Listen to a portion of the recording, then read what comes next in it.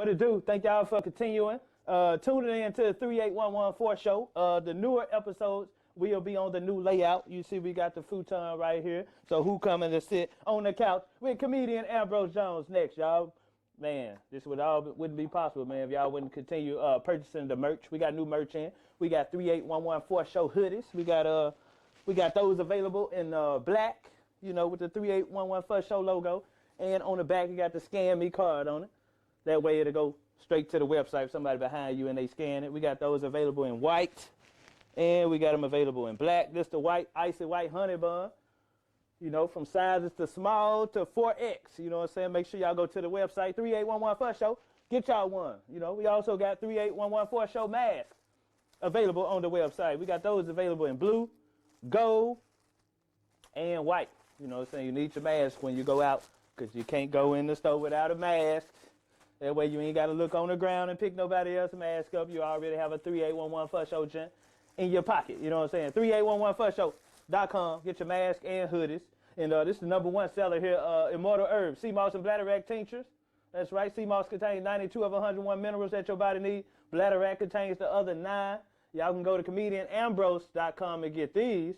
Available in 1 ounce and 2 ounce tincture bottles, man. Boost your immune system, aids in weight loss, and also boost your libido. You know what I'm saying? I haven't taken no vaccine because I know my immune system good with these. It's my #1 seller right there, man. Seamoss and Bladderwack Herbs. Immortal Herbs. Immortal means Ambrose, by the way. Immortal means Ambrose. Ambrose means immortal. 2 of my customers said that other members of their house has caught COVID except them because they have been taking my products. So that was a very proud moment right there. So y'all can get those available on my website, comedian Ambrose Jones. Thank y'all for tuning in. We got new episodes coming with more influential, positive, funny people right here on the 38114 show. Make sure y'all hit that like and subscribe button. I'm comedian Ambrose. I'm out. Okay, cool. 38114. This product placement on the table. Yeah, them my herbs, man. Seamoss and Bladderwack herbs right there. You know what I'm saying? Boost your immune system. You know what I'm saying? We're gonna get into that. All right, cool. Hey, man, goddamn. Look, let me calm down, because I'm kind of nervous, even though I know who this guy is, and we've been knowing each other for a while, man, but this is, y'all, he toured around with the most lucrative all-black tour in the motherfucking world. He's created his own platform for younger comedians and veterans to display their motherfucking talents on. Y'all done seen him on BET, Comedy View, Def Comedy Jam.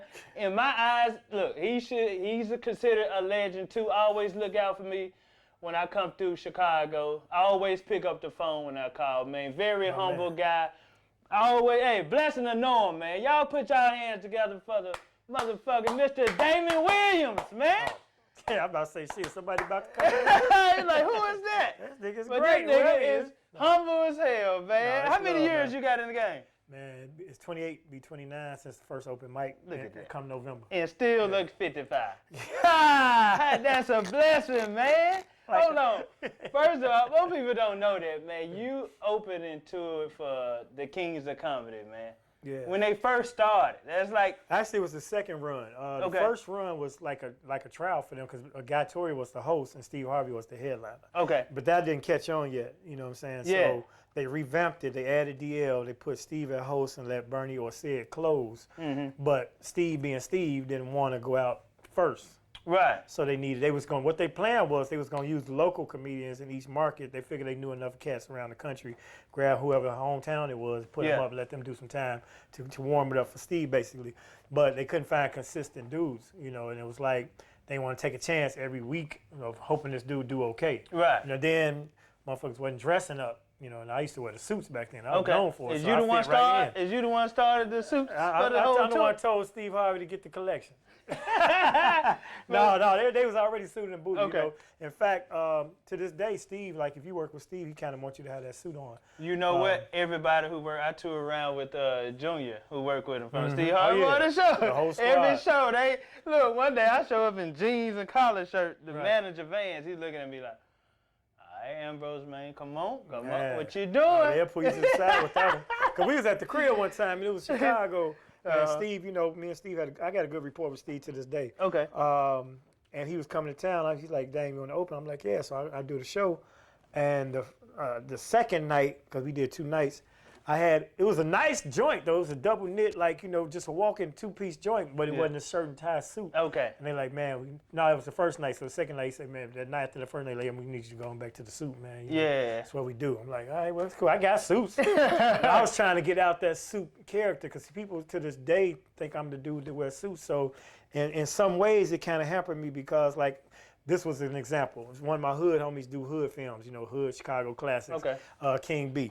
And, you know, his films, they be around, you know, but the hood know him, you know. So I had never been in one of his movies. I'm like, man, when you going to put in one of them movies, dog? He's like, man, I've been trying to figure out how I'm going to use you.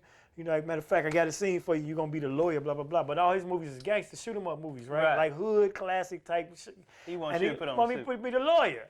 I'm like, man, he said your suit wearing ass. I'm like, nigga, I'm the only motherfucker. I ain't none of them dudes you got in there never moved no weight and done some of the shit I did. I got a bullet in my leg right now. I put on the suit as a disguise of what I was on for real. Right. But it kind of pigeonholed me, so people thought I was, and they thought I was older when I was younger. Now they think I'm younger than I'm older. Now you think, You know, because I always wore the suit. So, but I was doing that. I was kind of branding myself because when Def Jam hit, everybody had on the baggy and the, you know, the hip hop clothes. You came with the suit. I had the suit. Me, Bill Bellamy, a couple other people had the suits. You know what I'm saying? I didn't have a suit on. I wasn't on the original Def Jam. I made it when they rebooted in L.A.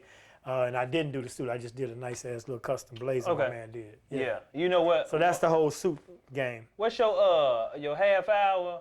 What was that? You the Comedy Central? No, I did an hour on Comedy View. Central. Comedy View. Yeah, Comedy Is that the one with the you know, the slow boy going around in a circle and skate? Yeah, I did that on Def Jam too, but it never really translated on TV. That's so hilarious, as it did in real life and shit. Cause you ain't saying nothing, you just laughing at the actions. Yeah. You just keep going around. And it's one of them jokes, man, that now people, the cancel culture, and they so sensitive, I don't even do it no more. Plus, it scuff up my shoes. The bigger the laugh, the more you go around that motherfucker, the more it's. And because the first circle, like, well, let me break it down for him. It's about a handicapped dude at a skating rink. Right. And it's a bunch of them, actually.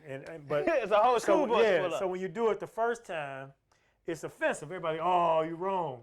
But if you keep going, the more you go to laugh, people don't worry about the whole scenario. They just laughing at the physical. Yeah. But I'm going to tell you why I got to keep going for it. Because I used to say, the joke was, man, I saw a handicapped parking place at a skating rink. Who in there skating handicap? And I just go around one time and move on from the joke. Right. Well, it was Laughpalooza in Atlanta. Fox, yep. Jamie Foxx. And it was the big one. It was at the Civic. They went at the little theater that we did. It was at the Civic Center. So the stage was huge. Yeah. And it was late in the day. 29 comics went up. I was number 27. Thea was 28. Corey was 29. Same crowd? Same crowd. What was left of it? And people could come and go, and they were coming and going. They just kept bumping people and kept bumping people. So when I did go, I'm like, I got to do this joke because, you know, it's funny and it's kind of a, you know, Atlanta, you know, Negroes down there, they ain't sensitive. They ain't worried about that handicap mess. So, but when I went the first time, Jamie was in the wings. He said, keep going. And I went around, he kept saying, keep going. Oh. So by the time, the third time, that's how that joke went from where it was to where it went.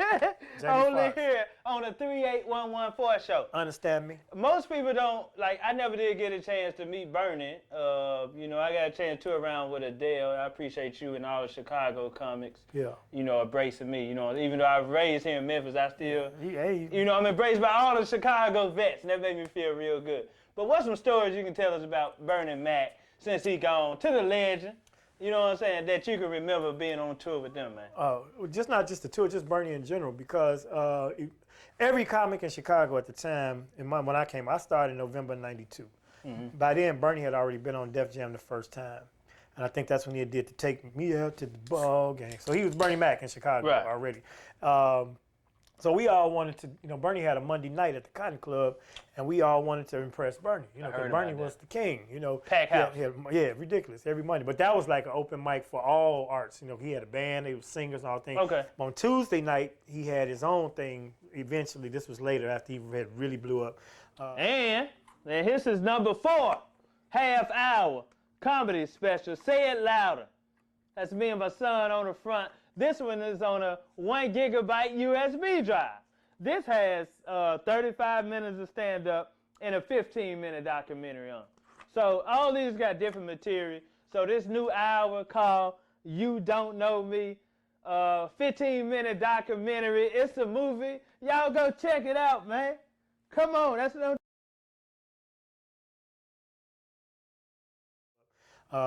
before he got the macaronis, the dancers, and that's where they rehearsed. So rehearsal was live to the public. So they would be rehearsing, so to speak, but he have special guests. And then whenever stars came to town, Phyllis Hyman or, it could be anybody, biggest names in R&B, they always stop by Bernie's and come in there. You never know who's going to be there singing and doing whatever, jazz artists, all type of people. So when Bernie asked you to do that, that's when you knew, he was checking for you. Okay. And he hand you $25, dude. We'd be so happy we got that. Man, Bernie, I mean, not only did he let you do the room, he gave you a little something. How old were you then? Shit, well, I started, so I'm about, by the time I did Mutineers, I'm probably 4 years in the game, so I'm about 31. Okay. Because I'm 56, if anybody want to know. Wow, that's a blessing. And so I started when I was 27. I'm 20. So I've been in it 28 years, whatever. But yeah, man. So when Bernie gave you the stamp right there, $25. That's a stamp. It didn't matter. You were 31 did years his room. old. You did. That's a blessing. Happy. That's a. Understand me? 20. Should have kept it. Should have framed it. You're right. So, but eventually I went from just being happy to be on the show to when he would tour. If he missed that night, he would let me host it sometimes. So now I'm official, for real. Okay, now you're official. So that's one Bernie Mac story that made me feel legit. But one thing happened, Teen Summit used to be on BET. Yeah, I remember that. With Ananda Lewis. If y'all don't know who she is, look her up. Did Teen Summit, man. They had this lady who was an executive producer for Teen Summit was in Chicago, and we was on this boat. It was a boat party on the cruises, and they had a celebrity auction. Well, they wasn't a celebrity, but it was a bachelor auction. So bachelor, bachelorette. So you could bid on people. There was notables in Chicago, and there was money being raised for charity, and you get to go out on a date with the person, blah, blah, blah. Okay. But I was the MC. But I was doing so much humor, roasting people for not bidding and trying to sell the lady, man, look at the body on it, blah, blah, blah, man, you better put your money up. And the lady was in stitches. So she's like, you so funny, who are you, blah, blah, blah. I'm a comedian. I did Comedy View before. I had done it once. And so she said, all right. But I look up, she called me, she wanted me to come do Teen Summit. It was all comedians. It was Ellen Cleghorn, who was the first black woman on Saturday Night Live. Never heard of her. Yeah, look her up, Ellen Cleghorn. Somebody like, I feel like it had to be like a David Allen Greer or somebody else and Bernie and me. So everybody was like, how the hell he on this show, with these headliners, you know what I'm saying? But the cool part about it was, to go to the show, they flew us out from Chicago. It was taped in D.C. And they put me and Bernie on the same flights and in the same limo from the airport to the studio. What year is this? Like 95. Wow. So now I'm in the car, and Bernie he got to acknowledge me because I'm being flown in the same way with him. What's up? And so he like, man, I see what you're doing, Holmes. I'm gonna give you some advice. A lot of these dudes out here on this Def Comedy Jam tour, they making money, they busting checks, and they ain't paying no taxes. Pay your taxes, pimp. I'm gonna give you 2 pieces of advice. Pay your taxes, number 1. Number 2, that first hour of material gonna come fast. That second hour gonna be hard than a mother. He like, so work on your shit, you know what I'm saying? And those 2 pieces of advice, I followed one of them. I worked on that first hour, and I got that second hour. I ain't gonna incriminate myself. The second piece of advice was pay your taxes. I wasn't paying none either. Because when you do comedy, man, it started off as a whim. Yeah. People start paying you under the table, look. You ain't keeping up with that shit. Yeah, but then I started doing colleges. And when you do colleges, it's all paperwork, 1099, 39s. That shit got behind like a bitch, man. But I'm gonna tell you, to be honest, and I can tell this now because I've rectified the situation. But for the first 20 years in the game, I didn't even file. So, but the IRS, quiet as kept, or now broadcasted live, they only go back 10 years. Okay. I think legally they can only go back 10 years. Yeah, appreciate that law. One. Whoever made that law. And it's an underwritten law, unwritten somewhere where they say we really not even responsible for income tax. Like it's not enforceable. Right. But if you don't know the motherfucking loopholes, when they come at you, you got to give them that bread. Right. So they eventually caught up with me, man. See, I was cool when you got tax problems. When they send you the mail, you can ignore the mail forever. Yeah. Until you get a call from an actual IRS agent. Okay. It becomes serious. It becomes serious. Man, when I tell you, I'm a grown man with my legs shaking while I talk to this woman right on the leg phone. shake. If a black man leg starts shaking. Man, my leg was shaking the whole time. Yes, I'll be on here. But it turns out I had a black woman. She was cool. She knew my work. And she worked with me. Because, as long as you're under a certain threshold, they ain't going to fuck with you. They can give you a payment plan. Okay. Yeah. Okay. But you got to give them some bread. You got to give them a little piece. A little piece of. And then pay on it. So I did that, and now I'm up to speed. So Bernie Mac said, pay your taxes. And that second hour going to be some. Now he gave me some other advice later in life. I had a really meaningful conversation with Bernie, especially once we got on the tour, because we both from Chicago, so we was bonding, and everybody know him and Steve had friction, so we would talk about little shit backstage and shit. Yeah. But one time we was all in the car. Now I'm gonna tell you, on the tour, first of all, it's a misnomer. There's a rumor out spread by a particular individual that I made $500 and had to fly myself in. Yeah, I heard that. and put myself up. And, Go on, let them know the real. I ain't got to worry about it. No, yeah. But I'll tell you the story about how much? But what happened was, they were offering that. But I would have took that.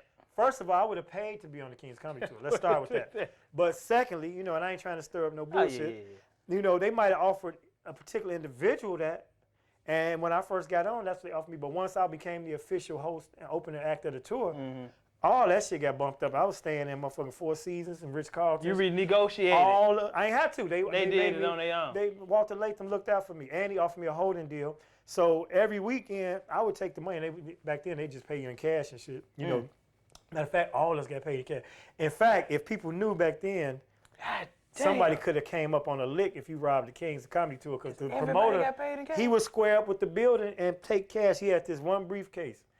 And then he would pay, everybody get a half down, the half in advance. They send that to you before in advance. You get 50% of all the dates. Right. And then you get your back end in cash. So the man goes square up at the box office, get that cash. So Walter Latham, man, he know this is a true story. He had this ball. We used to call it the football. Who got the football? Bernie used to call his money bag the football. Walter and his wife I got the sack. All flew in. He did. And, shit was in baggage claim. Everybody's waiting on our luggage. Well, he put the football down with the proceeds from the two previous nights by me and his wife, and he left, and we didn't know he left it with us. So when we got our shit, we just got to the car. Dude, y'all fumbled the sack. We left the football. So he had to call baggage claim. Luckily, it was locked. And tell him, I left a bag there, and he went back and got it, but it was $450,000 in cash. Man, come on. So Steve was in the car like, man, this simple left the goddamn money, man. I wish I could go further. I ain't gonna go no further because it's privileged information. What was the friction between Steve? I heard about it, Steve and Bernie. Well, not to disclose too much. No, they could do it because it was in GQ magazine, so we could talk about it clearly. The issue was. According Are they both the same zodiac sign? Because I can see them being two. I don't even know none of that. I don't believe in that shit anymore. Right. But I know Steve. I know how he is, and I know how Bernie is. And they probably just clashed. What happened? Where the friction became the issue because of a maneuver that was taken, and this is documented. This ain't me talking. This is you was there. So this is in GQ magazine. Right, and you was there. And we had conversations, but it's alleged by Bernie that when he got the part for Ocean's 11, that Steve Harvey called over and tried to get the part, like saying he was a better fit. Y'all should go with him instead of Bernie. And Bernie heard about it. So now, they gonna work together, but they don't like each other. Bernie ain't fucking with him, period. So it was crazy. Whenever I was on that show, if I did a set, and if one of the Kings had to say, well, like Damon said earlier, blah, blah, blah, blah, blah, I'd take that joke out. Because I don't want them to have to follow up. I got enough bits that I can stay off their shit. So I would start omitting stuff. But every night, I would have to be omitting more things, or like I might play a song, or I might do something. And Bernie was like, shit, every time you do something, Steve, you got to take this out. He's something watching. You got to take this out. He ain't going to leave you nothing, is he? Yeah. I'm like, man, I'm cool with Steve, so I ain't mind doing it. But Bernie was noticing this type of situation. So it's little shit like that. But we had a real candid conversation. This is already documented out on different interviews. You and Bernie? Yeah. Okay. Because like after the Kings tour, now we started talking about what's next and what we're going to do. And like they were all talking about different films, and Bernie got his show. But me and Bernie had a situation where we was in the car, we was riding, and he's like, hey, Holmes, I see you coming up. Now I'm running. I have done Comic View a couple times. I had already got my special, and I'm a legit comic. Okay. You certified? Yeah, I came on. Yeah, on 4 On 4 and 5 because I'm in shy. I'm for 4 and 5. 6 point. You dig? All 7 and 11. And the VLs and niggas, all the clicks too. 7-11. That's right. But the man was in the car with me, right? And we was talking. He's like, man, Let me tell you something. You're moving up in the game, but don't rush out to L.A. because a lot of them cats run out to L.A. and they end up broke, and they have to compromise their dignity. Like, motherfucker he said they end up either broke or sucking dick. Just straight out like that. Right. Just straight out. He said, you say you don't want to be a small fish in a big pond, conquer your city, stay at the crib, blah, blah, blah, make your name, blah, blah, blah. And I'm like, every time I think about him saying, I'm like, nigga, it wasn't no in between, like broke or selling cars, right, or broke and waiting table. No, you end up broke or sucking dick. I'm like, so I still to this day have never lived in L.A. I think he scarred me for life. Dave Chappelle told me that. I stayed in L.A. for a little bit. I got an uncle, he's a lawyer out there. Stayed out there. I got my Uncle Benz, riding around, was going to the Laugh Factory. Mm-hmm. You know what I'm saying? I walk in, I'm like, hey, how much is to get in? They're like 25. I'm like, man, I'm a comedian from Memphis. They were like, nigga, still gonna be 25. I was like, who on stage? They were like, Dave Chappelle. I was like, oh shit, here you go. Right. Here you go. Right fast. I go in there, I sit to the right, just like right after the Comedy Central shit. Mm-hmm. He on stage on the stool drinking a Yahoo, you know what I'm saying, chocolate milk, taking questions from the crowd. I was like, hey Dave, can I get a picture? He's like, no, man, I don't do no pictures. I was like, man, I'm a comedian. He's like, oh, okay, for real? I was like, yeah. He was like, where you from? I was like, I'm from Memphis, man. He was like, okay. He was like, I did a show there, and I stayed at the hotel with the Ducks. Yeah. I was like, the Peabody. Exactly. He was like, yeah. He got real quiet. And he came back and was like, okay. He was like, well, I ain't got no advice for you, but I can tell you this. Don't suck a dick. And so from that point on, I knew not to, you know what I'm saying? Yeah, I mean, you should have known before. I should have known that, but when Dave Chappelle said it, what he's saying it's a factual situation. Don't do that. Yeah. So, but yeah. So Bernie Mac said it, and Dave Chappelle said it. So apparently, some of them brothers it's too late for somebody. We didn't. If there's any young couples out there watching, we're trying to save you. Don't do it, but it's not worth it. Some of y'all too late, man. Yes. But so have you always been funny, bro? All your life? What you started off doing before you even, you know what I'm saying, even found this comedy fucking world? It's a whole new world. What was you doing before that, man? Man, let me tell you. So my life was this. Like my brother went away, got locked up when I was 16. And he was like a weed man and selling weed and shit. Free folk now. Yeah. He out now. Yeah, he out. He way out. Yeah. But he was in for a long time. Mm-hmm. But he, he had put me up on hustling weed and all that shit. So I was selling weed because my mom was single and my brother was gone. So I'm the man of the house, so to speak. Mom's going through things and such. And so I went from weed, then, the cocaine came in. The powder, though, never touched the rock. I don't even know how to cook that shit. I ain't never put a crackhead. I don't know if that make it better. It does, though. Okay. Because I was a wholesaler. Okay. No, but you have to understand, this is early 80s. This is when cocaine was... I was born in 82, so what year are you talking about? Right around there. I was born right in the bullshit. Yeah, you was, man. But in the 80s, though, like, it was like people sociably, like, I worked at City Hall, and I had, like, politicians, all type of people that was my customers that were, they was tooting. They go to the little party. Even put out now. Yeah. Same thing. But, it wasn't that, suck your dick for a VCR and all that other shit. Right. So, but, the shit escalated and went from little packets to, waiting. I had a whole crew, and I was a distributor, blah, blah, blah, blah. So I did that. But I had a vision because I wanted to get my brother out of prison. I had two goals. I wanted to get my brother out of prison because he was guilty, but I felt with the right lawyer, you could still get out early if you got that bread.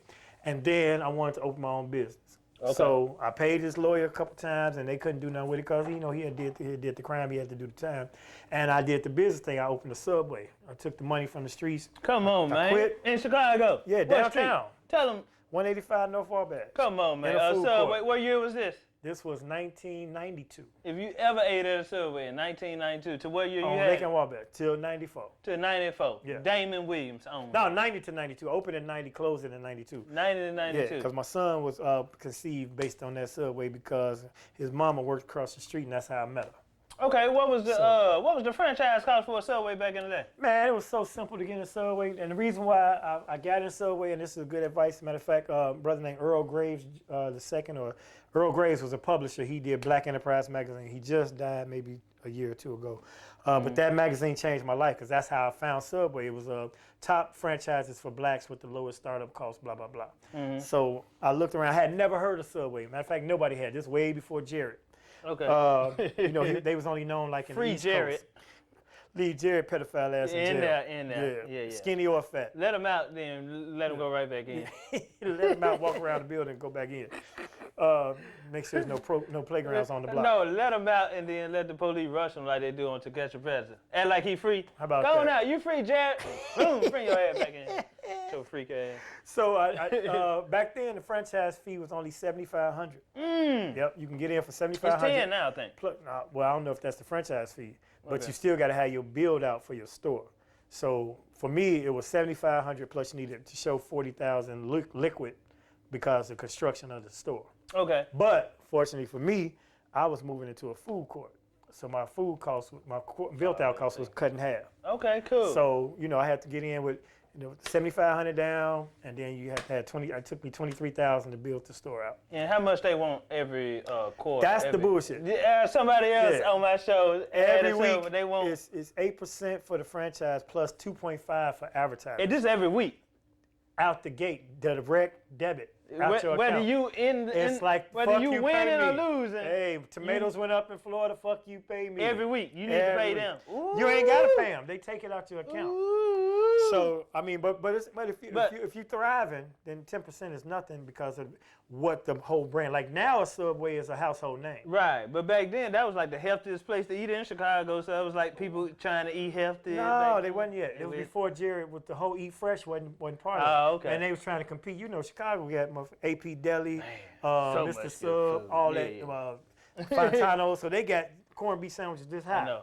We got that little shit that you put on that little wrap and you slap it on the bread. People like, what's this bullshit? Even my boys who was trying to support me, like, man, ain't enough meat on this bullshit. You know? So, and I would give you an extra slice, but I gotta pay these motherfuckers. Man, they calculate to the penny with your supplies. But it's your shit. You know, you can still take the hit if you want to. And I would for my people. I was taking the hit because I had my brother and two of my cousins working there.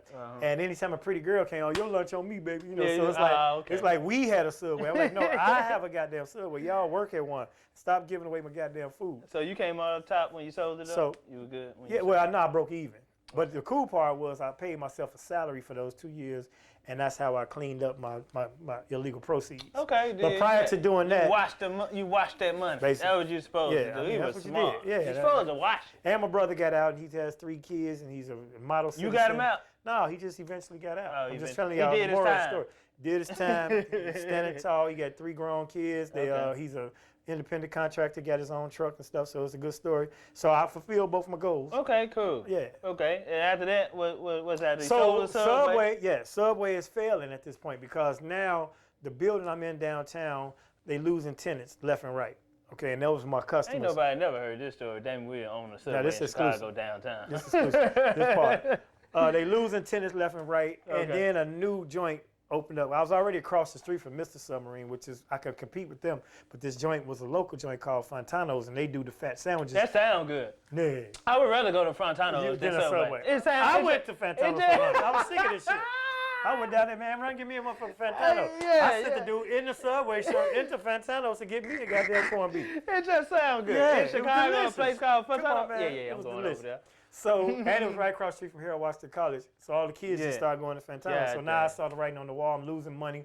And just the bogus shit where I really could have sued them because they supposed to, no, Subway, not Fantano's. No, I'm telling you, Fontano's. Yeah, Italian. I don't know, but I ain't fucking with them. Okay, sound like it. I was a customer. I ain't want to problem. When it came time when I was failing, Subway's supposed to send in, support to help you find out, troubleshoot your business to bring it up. They didn't do that. They came in and looked at my financials and saw that I was underwater. So they offered me a deal because one of the other owners who had other stores wanted to buy my store. He wanted the whole time I had it. But I wasn't trying to sell. But I'm underwater. My mortgage, my rent and shit was high. So they looked at my books. Then they went and told this motherfucker how much in debt I was. Fontano? No, the other Subway owner. Oh, okay, the other Subway. Okay. Now he know my situation. So he offered me exactly what you was in hold for. to bring me back to zero. I know this nigga gonna take this to get out the hole. It's 89,000. You damn right would have took it. I had to take it. You had to take it. Because I owed 90. And you just broke or 87 or some shit. But I worked off of it for 2 years and it got me out the streets and got me out the game. So I went right from that. The reason why I learned about open mic at All Jokes Aside, which is where I started, was because of that Subway. So as a guy, there you go. Here's the story. See, this full shit circle. going full circle. Comedians always we got a circle. Shit gonna wrap around. So we right down the street from one of the most exclusive health club workout joints in the city of Chicago, where when the NBA players came to town, the opposing teams would use this gym for practice. Okay, so the opposing team, not the home team. No, but Mike, that's the first time I met Michael Jordan. He was in there. He would work out there because he was a member. It was an expensive membership. You met club. Michael Jordan? Well, I'm quite sure you probably met him on I know his wife. So but your first time? Yeah, the first time, like interacting with him, introducing myself to him. You just said, "What's up?" Because he was working out, he's bench pressing, and I got a Subway down the street from this exclusive club, and I waited till he finished his set, and he was sitting there, and I walked out like, hey, bro, I don't want to disturb you, but I own this spot down the street. If you're ever hungry or whatever, you just call ahead, we'll run it out to the car, so you ain't got it. Because I know people be on him, right? Yeah. And I know he was like, he had his head, he probably didn't want to hear this shit, but he's like, all right, my man, thanks. He ain't never called. Because he ain't eat that shit because nobody heard of Subway yet. But while I'm in that gym, the reason why I was in that gym is because the membership director of that gym would come to my Subway. So after a while, he's like, man, let's do a barter. I'll give you a membership, 6-month membership, if you just make sandwiches for my employees every once in a while. Man, come on, yeah, you can have this bread and motherfucking slice of meat. Yeah. So now I'm in the motherfucking exclusive gym, and he gave me guest passes for my employees. So my whole staff, we had a little intramural team. We were hooping in that bitch. God don't make no mistake, do it. Now we playing against like the pros and all type of shit, man, because they in there working out, running. So you a ball player too? Open gym. I was all right. He's all right. But my cousins you were just in that network. My cousins was ballers though, so we still won some games because I knew how to pass. My handles ain't shit. Couldn't shoot that motherfucker. I got a jumper, but I fuck around and take a steal and then blow the crib. But that's why I'm in the league now, and I joined this intramural league in the gym, and one of the guys was talking shit like, man, we going over here Wednesday, man. They got the open mic comedy at the spot. All Jokes had only been open about 3 or 4 months. And he was like, yeah, the big chick, big lip chick from Def Jam, she was on there, blah, blah, Cheryl. blah. Adele. So, okay. So she was the open mic host, and I heard about it by me having my Subway going to that gym. Okay. So now I go, and I was like, I'm going to try this shit. And I never stopped. You never knew? I mean, what made you go up and try it, though? Everybody used to, before I had my Subway, I had a job. I worked at City Hall for 5 years. And that was the Eddie Murphy era, like during 48 Hours and all that. So I kind of emulated Eddie, and I wore suits, so I told you. Mm-hmm. So I was like motherfucking, what was his character in it wasn't Axel Foley, was it? No, Axel was Beverly Hills. He was a Reggie Hammond. Okay. So I used to dress like Reggie Hammond. You know what I'm saying? I had the little tie clip and the little slick little suits because I was moving in packs. So you always but I always dressed up like the politicians at City Hall because they didn't know what my job was, but I was working like in a clerical room and shit. But anyway, I still look like I was, Right. So I played the part. Right. To get the girls in there. Like, I own this motherfucker. You did, yeah. I'll be mayor next year. I'm the owner of City Hall. You did. The owner of Chicago City Hall. So I would be funny running around the offices and shit. And this lady used to call me Eddie. Like, you're so funny. You remind me of Eddie Murphy. So my nickname became Eddie around the City Hall. But I was not doing stand-up. I was just kicking it like we kicking it. So then, hold on. Chicago people just got their personality. Black people. I give it to black people. Period. Black people, period. Anyway, down south, up north, East Coast, West Coast. If you go in a barbershop, it's funny. There's some people in barbershop and hair salons funnier than all of us. Get along with everybody. Funnier than all of us. Yeah. I'm talking about how you cracking up but every time you see I'm talking about far as that just a people person getting along with everybody, no judgment. Yeah, hey, how y'all doing? Yeah. Because Chicago people really just spin off from the South. Yeah, I know. We all got the Mississippi and Grandma St. Louis from Clarksdale, Mississippi. All that Louisiana, all that come up to the north when the migration. So we all that type of people. It's just unfortunate that the now generation, they ain't having that same camaraderie. They ain't having the cookouts and the family reunions and stuff like that. So we as adults, and our generation got to kind of pull that back in. Now we done went full circle. Hell yeah. But yeah, man. So I wasn't no joking ass dude. But they said we going to All Jokes Aside. Went to All Jokes. Tried the thing, man. Actually, the night before, I went to this little dip-off spot I heard about and tried my first set. And that was really how I got on at All Jokes, because I'm in there and it's a brother going up and he killed the shit, and turned to find out, my father, who I wasn't raised by, his name is Wilburn. He was not a silver spoon kid who I wasn't a dude. That's where I got my loot from a daddy, and that I wasn't really in them streets as also a legend in the world. Right. My pops he told me he had a nephew that was a comedian, and my father is William Wilburn. My name Damon Williams because I was raised by Willie Williams. That's my dad growing up. I ain't know till 12. Stepdad. He wasn't step till he stepped away. Yeah. While then he's there, I thought he was daddy. your You know how that's that right, step they take. That's the old school shit. That's how it That's goes. your dad. Right. Yeah, but Other dude, that's now your that he uncle. gone, But then later on, he found out that dad. That's on. Yeah. It's just, whatever. Yeah. You find out black family. So get up on my mama business. Slow down with that. So I see dude, and he go up, and it turned out it's George Wilburn. Damn, So, that's his nephew. That's your dad. That's my first cousin. Wow. But I had never met him before because George wasn't raised by his father, who was George Wilburn Sr., and I wasn't raised by my dad, so we didn't know each other growing up. Man. So just by coincidence. And I wasn't raised by my daddy growing up in Chicago. That's how it go. Them Chicago dudes. But I raised my kid. So anyway, I raised my son. I see George. Hold on. You got a son? Yeah. Ashad. What's up, boy? Love you. Son, I know you online, baby. Congratulations on your upcoming union of your partnership of love and love, because it's not just, they're not traditional, Anyway, so man, so I tell dude, I'm like, man, look, my pops told me he got a nephew doing comedy. My father's William Wilburn, you my cousin. He's like, and then I'm just walking out like, this is my first time, but when I get my feet together, I ain't trying to ask him because he don't know me. I'm gonna holler at you, try to get back at you. I walk away. He like, man, where you going? You can't come up tell me you my cousin and walk away. Nigga, you want a guest spot? So now he grabbed me, said that. He said, nigga, tomorrow we going all jokes, blah, blah, blah. He got me on the list. Adele Givens host. Adele is the host. God damn it. What year is this? 1990. Shit. Chubb Rock jumped. Love you, girl. November 92. Love you, girl. That's 92. My girl. My Love son you. born. I'm at my Subway from 90 to 92. This November of 92, because I sold my store in like September. Okay. So now I'm doing open mic, you know what I'm saying? So I kept going back. There's a dude named, rest in peace, James Hanna, Chicago comedian. Yes, writer. He ran, excellent writer. Yeah, indeed. Wrote for Steve Harvey show and everything. He controlled the list. So they had this little pull the number out the hat thing you get on, or James would have his few people he already put down. So I couldn't get past the damn James Hanna lump. After I did my first one, I come back every week. And when I come back, I'm talking about I'm buying tickets. I want people to see me doing it because I'm balling. I still got to change. I'm buying tickets, and he would let me have 3 weeks in a row, man. I'm like, this motherfucker. So George went back and got him straight. But this kind of backfired because George did it in front of all open mic comics. He said, look here. I want y'all to know, this is my motherfucking first cousin. And George was house MC at all jokes. Right, so he the king. Right, he the king. He like, this is my motherfucking cousin. I don't want to hear no shit about him not getting guest spots and blah, blah, blah, blah, blah, blah, blah. So them niggas hated me for like 2 years after that. Because they like, every time I'm doing something, they just got it because that's George's cousin. Right. So did he bring you up? Did you rip it? Oh, yeah. Oh, you ripped it when no, you I had already, every time, I ain't never Your really, first time when you my first time with Adele, when he took me up there the first time, I had it on videotape. I was going around on VHS. And this is why I kind of cleaned up my act, because I was going around showing people the tape, and I got to my mom's, and my mom saved, super sanctified, and I popped the tape in, and first thing in my mouth, like, man, you motherfuckers is laughing, huh? Because, you know how you surprised. Yeah. You ever tell a bit when you first start, and they really laugh, like, man, you motherfuckers laugh. I had to stop the tape. I'm like, I can't be cussing in front of my mama. So that's why I said, let me start dressing better and doing more clean comedy and shit. That's what turned my whole game around. Okay. So Long story. I can talk a lot. You do clean and dirty.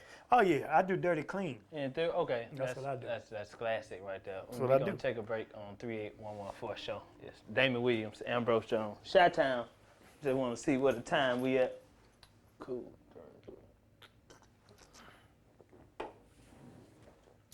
Good. Okay. Yeah, we back. 38114 show. Y'all make sure y'all hit like and subscribe. I got a legend in the building, Mr. Damon Williams, man. So tell me about the platform that you created for younger comedians and veterans, so they can display their talents on, man. Oh yeah, that's been like a godsend, and it still haven't caught on yet. People gonna run to this thing because the network is taking off. Right. Urban Flicks TV, brother that actually is related to my son's mother, but he owns the whole network. It's called Urban Flicks. Your son's My mother? ex-wife is her cousin. Right. Okay. Owns the network. Black on. Black on for real, Okay, like cool. from the top down. And so they were trying to do this platform called Urban Flicks TV, but they wanted to do urban with a twist. So it was like redefining urban, which meant they didn't want to be all black. Okay. Now it's blackity black because they figured out stick to your niche. Every show on there black. All the films, all the original programs, everything black. My show is black, but we got a diverse, multicultural audience because initially they thought they would prosper by doing that. So it kind of watered down what I wanted to do. And I wanted to shoot the show in Chicago. They made me do it in LA. Okay. Which is horrible because LA audiences suck because people don't come out to tapings because unless they know somebody super famous, they see people all the time. So we had to pay, you had to cast the audience. Damn. So these motherfuckers is extras. So if you look at the first 2 or 3 episodes, we didn't have enough extras even to fill up half the theater. So all the comedians kind of talking this way. And so we had to keep paying more people for the audience to build. And then the word got out. So we shot 8 episodes. By the time we got to episode 4 through 8, you could see the difference in the crowds. Okay. But that kind of hampered the show because they showed the shows in order and they didn't edit. And so, and I ain't saying this bad thing about the show, but this when people go and watch it, they can be like, yo, I see what you're talking about. Right. So if you watched it the first 2 or 3 weeks and they was releasing them one of the week, you're like, it's okay. You know, I mean, I did my thing on my hosting and I had good comics, but I had to do an Asian, a white, a lesbian. They asked to try to get they wanted a little person. Because they thought now that network, they everything is targeted for black people, which it should have been then. And I don't mind it because I found some white and black and Asian, all funny people, all of them. But it's a rough the dynamic of the show. But it's a great show. It's 8 episodes. It's called Laugh Tonight with Damon Williams on Urban Flicks. And it's not just stand-up. It's this. You know, we sit down, we chop it up. Okay, podcast too? Yeah, we sit down and chop it up. And it's an interview, and then they go into their set. Okay. So it's cool. 8 episodes, and it's streaming. And Urban Flicks is $3.99 a month. And it's not just my shit. There's a whole bunch of shit on there. And I tell people, $3.99 a month is $1 a week. And if $1 a week is throwing off your budget, don't even bother. Because we're not going to be able to make you laugh. Because 4 quarters is fucking up your life. You hurt. Ain't right no now. jokes. Yeah. That's gonna Ain't help shit funny to you. Right Not a goddamn thing. So that's available on Roku, Android TV? It's on everything. Anything where you get your streaming stuff. Yep. Urban Flicks TV? Yep. Urban Flicks. Y'all going to come back with a season 9? Season 2. Season 2, or episode 9? through. Yeah, actually I just had to call a couple days ago. But the pandemic. But now, it shut down all production. Now they filming the original program. They got Tammy Romaine from Basketball Wives. It's a bunch of people in that cast. I forgot the rest of the name, but I know Tammy. And the reason why I mentioned Tammy, because she was actually going to be the host of the stand-up show they were trying to do. But they didn't work that out, so that's how I ended up getting mine. I was going to be a consultant on that show, but I ended up getting my own show. Okay. But they got a lot of original programs, a lot of movies, and now they're back in production. So this time, they're going to let me shoot it in Chicago. Man. And they're going to let me pick my comedians per se. So what I'm going to do is I'm going to actually film it and then where you gonna film give it to them. I'm working on 2 things. I got 2 concepts. I had a special I put out in December just to like have a look back at 2020. It's called By 2020. And we shot it in a little loft space. And it's like, it only had 15 people in the audience. Man. But it's a sound stage with lighting and all the props and all that shit in the cameras. That's even better. And it looks great and it sounds great. So I might do that and call it the Comedy Kickback. Or I'll go to like DuSable Museum and use their theater and call it Laugh Tonight Season 2. Okay. So it's either going to be the same show or it's going to be a different show with a different feel. When you going to start back doing that? As soon as they clarify when they're going to send up the first little check. Send that little check. Yeah, that's what they got to send and first. You hear it first, you definitely got a spot. Right here on 3811. You definitely got a spot. I already know, man. Yeah. So this is what, you always look at me when I come home at Riddles. Who originally had Riddles Comedy Club at first? Who was hosting Riddles? Well, it was a white-owned club, and then when Ken, right? Ken, yeah. You know what? Hold on. Right after my semifinal set on Last Comic Stand, I had hit him up, and he booked me the headline there. And I brought my boy Greg Henderson from Memphis, and later on he went back to headline. So after that, so Ken had some health issues, and his sister kind of took over. Okay. Patty is his sister. Okay, cool. So now Kenny's spot was, and they called it KJ Riddles. Originally was out in the south suburbs, Orland Park. And when that one, the way black people found out about that one was from D-Ray.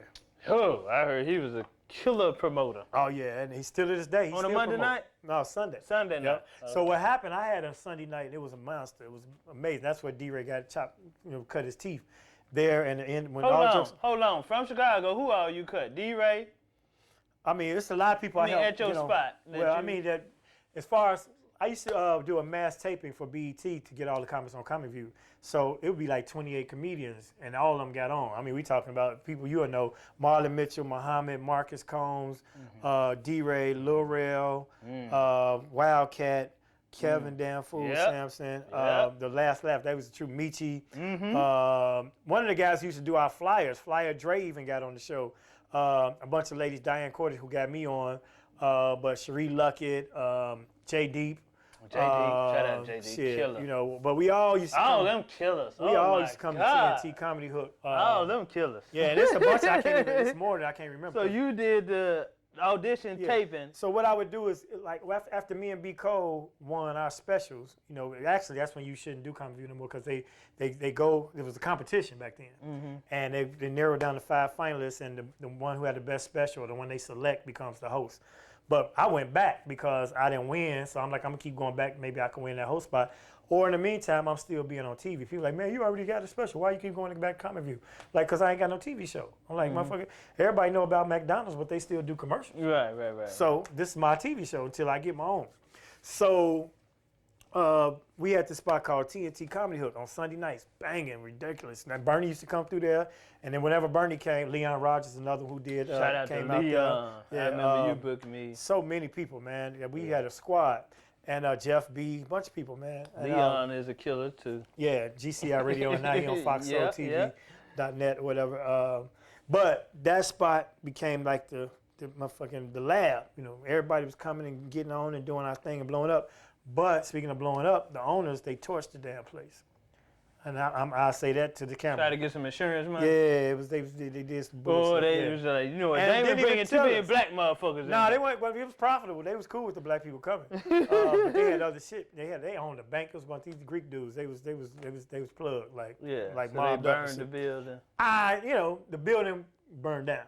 Okay. And I don't know how you have a fire in the comedy club when the kitchen is in the restaurant. But that's all I'm saying. That's a whole nother Okay, so all that gone away.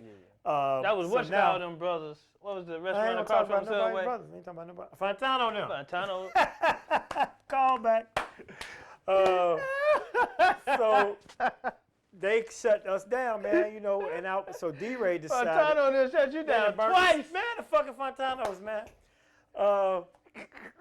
So D-Ray decided to go to Riddles on Sunday night. Okay. And so the crowd followed, and then he built his own. He had your crowd. No, he had part of my crowd. He made his own. But I heard he was a hustler. Dude, that place used to be so crazy. He would do 2 shows on a Sunday because the show we would do, the early show was like a mainstream. It was a mainstream club, so they would do whoever their headliner was in that town that weekend. White guy, banjo player, whatever the fuck, jugglers, all that bullshit. And then they would give us a 10:30 show on Sunday. But we realized, because we would try to bring people to the 8 o'clock show, the later we waited, the more people came. So that 10:30 show became an 11 o'clock show on Sunday. And the line would be around the fucking building. I mean, and I was on the radio at that time too. So, part of my deal was I could advertise, I could plug my shows without having to buy commercials. Right. That was part of my barter. Okay. They can't do that now on radio. Well, if you a contract properly, but see, radio is corporate owned now, so you can't get that past the powers that be. Most niggas I know on radio, they can't even they can't say shit to you. They can't. I'll be like, they damn, you can't. You got to do your paperwork, though. If you ask for it on the way in, you might even take a pay cut to do that because you're going to make more money off your live shit than you are from your salary. I would have done that in exchange for the money because the commercials was more valuable back then.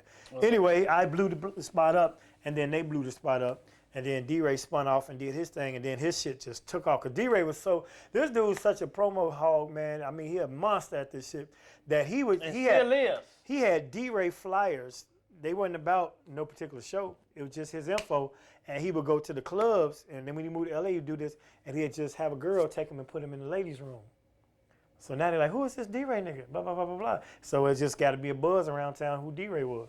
That's smart. I'm Smart gonna take that goddamn. Them cards you got right now? I got some goddamn promo cards. Man. 3811 for show. Okay. Give them to some Get girls. A girl, take them in the girls' bathroom. Leave them on the sink. Because women are the biggest supporters of everything. Especially comedy. That's why I tell comics don't be too misogynistic. You can't be bitch this and bitch that. And book lady comics. Book females because they are the audience. Mm-hmm. We got the Funny by Nature tour coming to Riddles, and it's Ashima Franklin. Just Niche. Vivica Fox. Vivica Fox presents. Shit, now you make me draw a blank. Crystal Powell. My girl from Milwaukee, Kelly. And Kelly Kells. Kelly Kells. Yep. Man, Ashima Franklin, crazy as a motherfucker. So they doing their own thing. Just Niche. Girl power. All good people, Gene. And funny. I did it, yeah.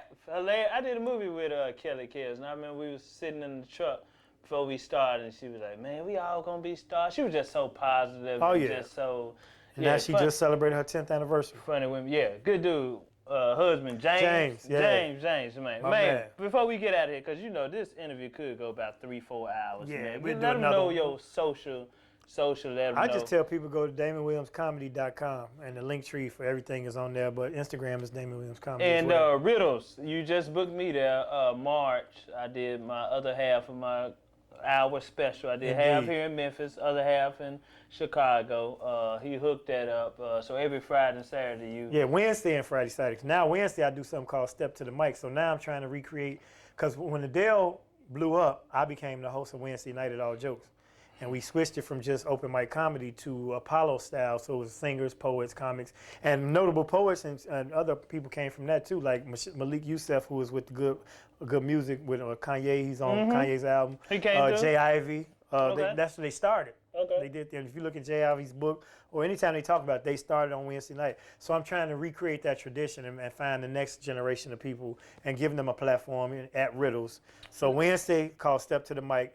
Friday, Saturday is the main events, and then Thursday and Sunday, my man Robert Kane he bring his own shows. So. In Alsip, Illinois. What's the address? 5055 West 111th Street. Yeah. But just go to DamonWilliamsComedy.com. You're gonna run right into it, and the tickets online and all that. So that's what I'm on. So I'm doing that. Got a movie out right now. It was in select theaters. I ain't seen it. My homeboy said, "Man, I'm watching Amazon. I seen the movie with your boy," and I said, "Damon Williams." I said, "Yeah, I seen the preview." White People Money. White People Money. Yes. Was that filmed in Chicago? Yes. Mark Harris. He do all his films mostly in Chicago, but he said he about to move to Belize and start working over there and stuff. But he did a lot. He gave me my first ever movie role. It's a film called I Used to Love Her, and I got to open the scene in that.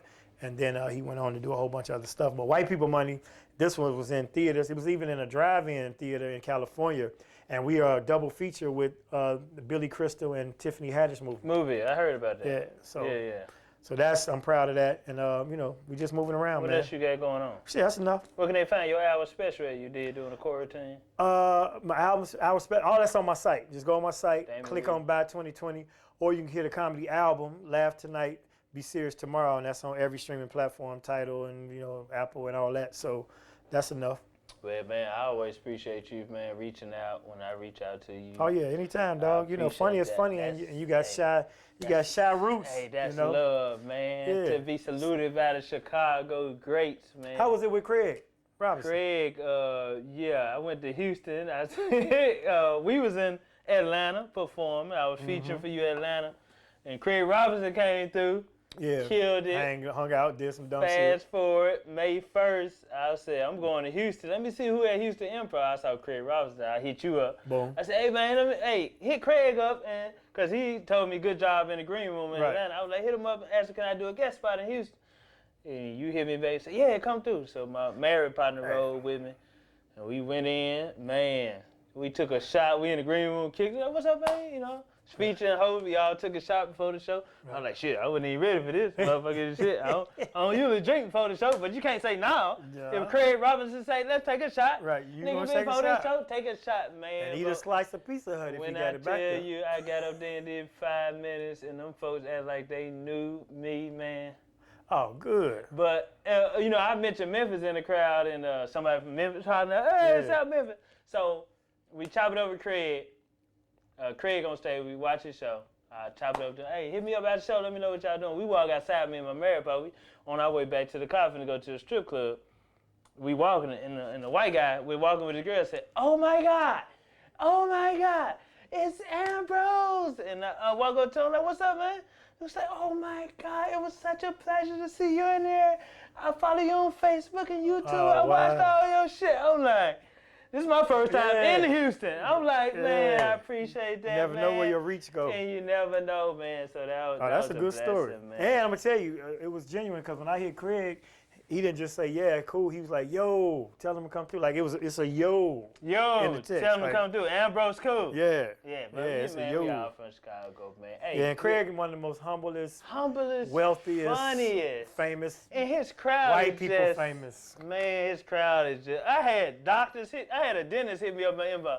Yeah, I'm a dentist. I was in the crowd. You in Houston. I just want to let you know. Arabian dude. Oh, wow. Did a good job. Then it was a black dude. I'll help you with that. It was a black dude hit me up and said, hey, I hit you out with, he probably saw my teeth was fucked up too. Then there was a black dude say, hey, that was me hollering out South Memphis in the crowd. Man, it was just Houston with love, man. But Damon Williams, man, I appreciate you for coming through, brother. Get you back to the room. Now the joint is, yo, tell him come through first show. Yeah, dude, that's a yo. If you're a comedian, you know what yo. It wasn't like, hey, all right, he cool, I'll do it for you. No, it was like, yo. Appreciate that. Respect, too, brother, respect. Yes, sir. That's what we supposed to do. This is this is probably one of the biggest episodes right here, man. 3811 First Show. Make sure y'all get my Seamoss and Bladderwack tincture. This boosts your immune system, aids in weight loss, and also boosts your libido. Seamoss contains 92 of 101 minerals that your body needs. Bladderwack contains the other 9. You know what I'm saying? I ain't taking no vaccine. This is, you know what I'm saying? Dr. Seaman say we need minerals. We don't need vitamins. You know what I'm saying? So both of these algae come out the ocean, and I let it soak in 80 proof alcohol for 6 weeks, and the alcohol pull all the minerals out at the end. And this is a tincture. You know, I went to school to be a pharmacy tech after high school. And I applied the same knowledge I learned about modern medication to natural herbs. You know what I'm saying? Modern medication, pills and shit don't do nothing but mask the problem. It don't cure it. That's why motherfuckers, they out here talking about, give the vaccine, but the vaccine is really not 100 proof effective. You know what I mean? But the natural herbs boost your immune system. If your immune system good, it's going to fight off any goddamn thing. So this is a tincture. You put it under your tongue, keep it there for a minute or two, and your salivary glands take it straight to your bloodstream in instant. Like your grandma, you take a BC under her tongue, you got glands under there. Take it straight to your bloodstream. If you swallow, you got to go to your digestive system, pass everything under your tongue. Man, come on, man. Seamoss, y'all get that at comedianambrose.com. 3811 First Show mask at 3811 First Show, 3811 and we also got the black and white hoodies, man. And which one is with the libido? We got both of them, 1 ounce, and we got the 2 ounce. Damon, if it's something you want to let everybody, the younger comedians know before you get up out of here, man. Be patient, be persistent, and persevere. Those are the things I tell people because some people gonna get shortcuts. You might get a social media lick and become an overnight success, but most of us gonna have to do this marathon thing, and you're gonna appreciate the journey. You must appreciate the road to success to enjoy the success because it's gonna be some good times, some down times. But if you're doing it for the right reasons and you're doing it purely out of love of the game, you're gonna enjoy the route as you go. And you're going to get what you're looking for because you're going to do it because you love it. So that's what I tell you. How many years? 28 years. And you've been a hustling motherfucker throughout and the whole don't take my example because 28 years. I've been getting it, as far as that goes, but I would love to have been, TV, Chris Tucker TV. right away because he 2 years in. What's up, man? I'm pissed off, man. And he was in the movie. But you right where you need to be. Oh, yeah, the Lord got me. Plus, if I blew up when I wanted to blow up, then my son wouldn't be here. I just did a show with him here in Memphis, and I went up and killed the crowd, but he went up and demolished that motherfucker. Oh, that was fun. Chicago people, when they hey, old, man, easy. You think you go up there and kill, you see a motherfucking veteran go up there and just kill that motherfucker for an hour. But let me tell you. But that would keep you strong. You inspired me, though, because I was like, okay, Ambrose up there killing. Then you was about to wrap it up. I'm like, no, stay up there. No, that's what I told. I said, hey, David, you want me to wrap it up? That nigga said, no, keep going. Make me work. I was like, okay. I don't want to take the easy route, man, because you get soft. It's like anything, man. If you're a boxer and you don't take no punches, then when somebody hits you in your mouth, boom. If you ain't never been hit before, so I like to get punched in the face by the comics, So I got a young comedian I let open up for me. His name Harold King, Mason King. He funny as fuck. He reminded me of when I was younger, and he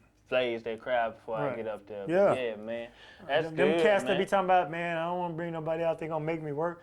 Man, step your game up. Adele don't care who go in front of her, cause she never seen me perform. She just came here, and I met her in the green room and got her info. Got her husband Tony. Shout out to Tony. Good people, man. He was like, man, I'm gonna look out for you. And she ain't never seen me perform. Right. She said, no, I'm good people. They down to earth. Her mama, my mama, her fave, they talk on my mama be like, guess who I talked to today? I be like, who? Adele. I be like, so? Right. I didn't. She ain't talk to me, right. But man, Adele, y'all don't care who go up.